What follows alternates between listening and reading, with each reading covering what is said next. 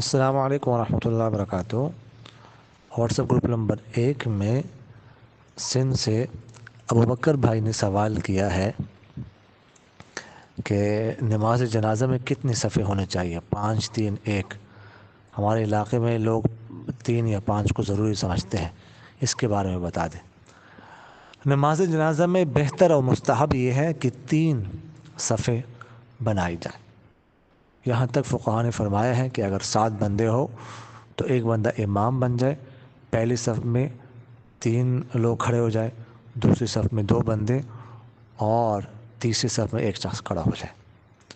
ایک حدیث شریف میں آتا ہے، حضور اقدس صلی اللہ علیہ وسلم کا ارشاد مبارک ہے کہ جس میت پر 3 صفیں نماز جنازہ پڑھ لیں تو اسے بخش دیا جاتا ہے۔